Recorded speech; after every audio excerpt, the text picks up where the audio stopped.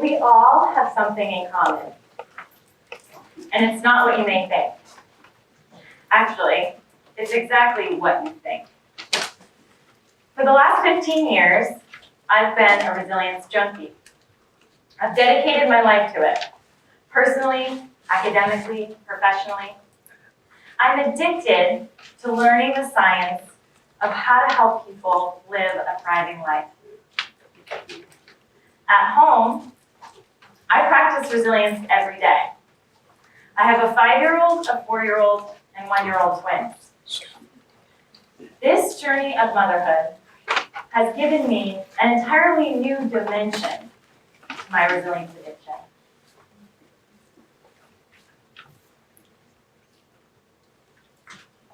When I think about it, I want my children to be resilient more than anything in the world. I want to know that no matter what challenges they face, they'll have the resources and the skills to overcome it and grow from it. And that's what I want for all of you as well. So I asked myself, what's the one thing about being resilient that I don't want my children or you to live without? To answer this question, I'm going to start by sharing my own resilience journey. These are real excerpts from my journals during my adolescent and young adult years. I always mess up. I always feel like everything is my fault. Why is everything I do never good enough? I'll never be happy. It's like I can't handle life. Everything just affects me so much, I just fall apart. Now here's the problem with thoughts like this. When we think them, we believe them to be true, and so they determine our entire reality. There's a model in the field of positive psychology that helps us explain this.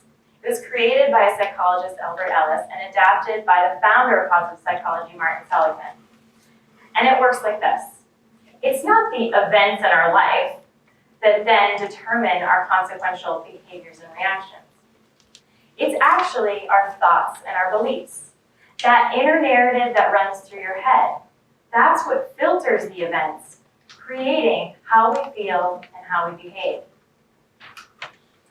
According to the research, the number one thing that makes one person more resilient than another, it's not genetics, it's not biological factors, it's not even life circumstance. It's the way we think.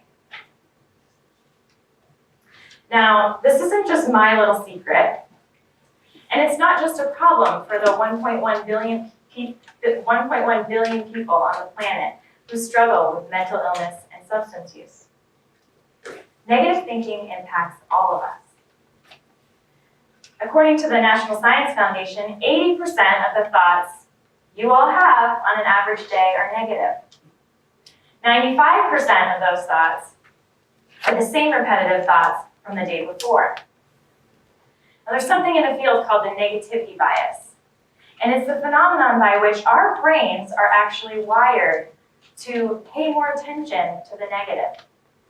And they're wired to hold on to and store the negative information for longer than the positive. It's why at the end of the day, it's so much easier to recall the things that went wrong than the things that went right. Now, there are 7.5 billion people on the planet. There's roughly 6,500 languages spoken. And yet we all have this in common.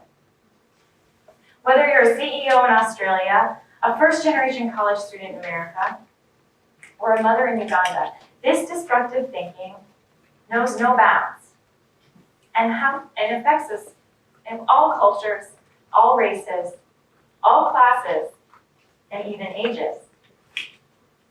I recently enrolled my son in basketball, and we went to the first session and everything went wonderful.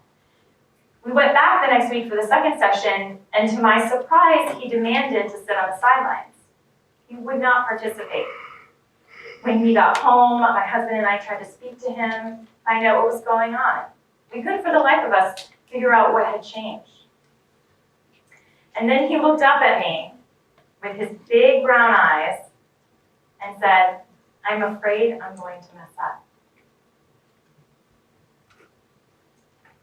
Now, this isn't unusual, but you can see that no matter the age, this negative thinking can alter our reality and impact what we participate in and what we do and our entire reality. So here's what I do know about resilience. Resilience is a very specific way of thinking. And it's not about eliminating those negative thoughts. It's about changing our relationship with them and creating a relationship of awareness and compassion. I call this process resiliencing. The other day, I was woken up to an email from work about something I'd forgotten to do. Now, you all know those emails. When you see the subject line, you know immediately what the email is about. You don't even have to open it.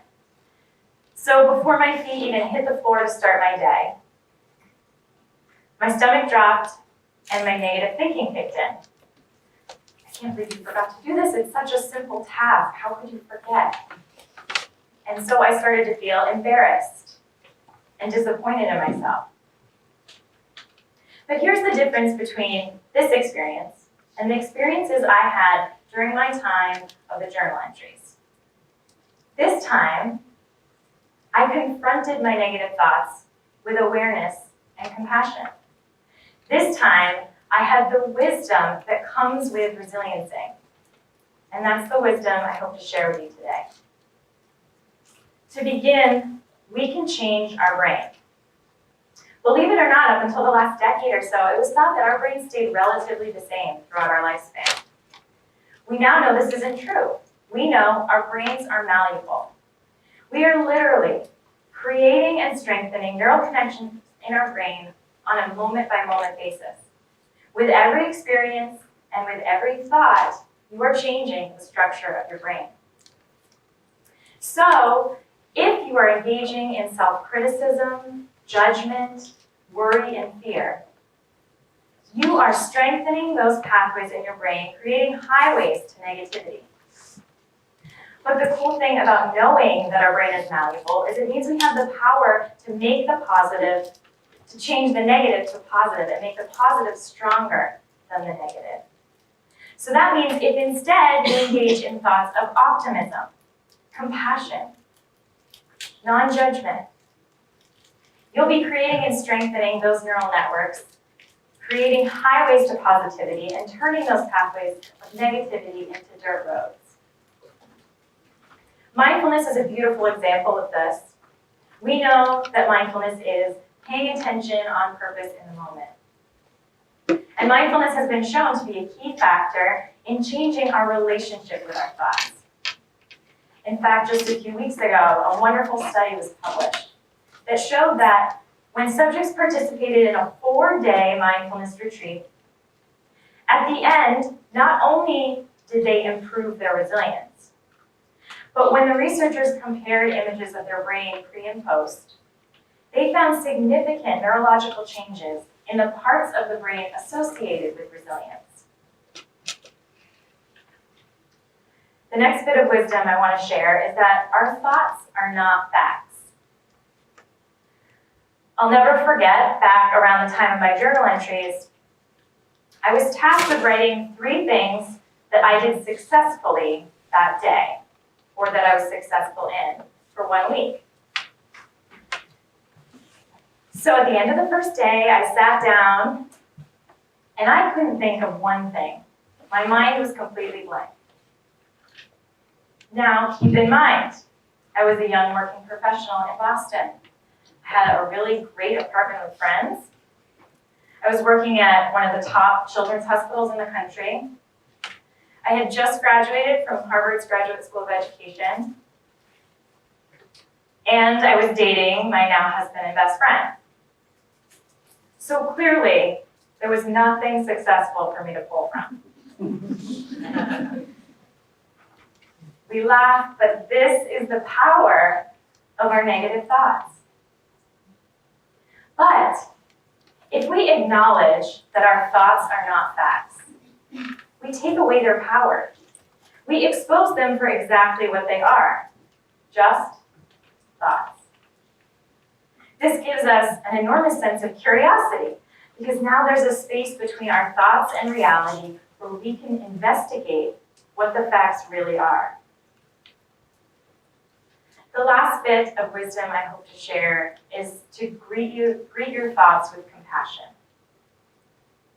The next time you find yourself engaging in this negative thinking, I can't believe I made this mistake, such an idiot, try to greet it with compassion and instead say, we all make mistakes. We're only human. Everybody does it. I like to use this question when I feel the negative thoughts creeping into my head. As I think of my children, or think of a child that you love, and ask yourself, what would you say to them in this moment? Or in a moment when they make a mistake or fail? This simple question helps me accept my imperfections, and also helps me care and support myself the way I would my children. Finally, we can't control for all of the challenges that lie ahead. We certainly can't prevent the inevitable obstacles that our children are going to face in the future. But we can control our thoughts. Our thoughts have the power to determine our entire life experience. But you have the power to determine what kind of relationship you have with your thoughts, to develop a relationship with your thoughts of awareness and compassion that's going to help you grow and help you thrive. Thank you.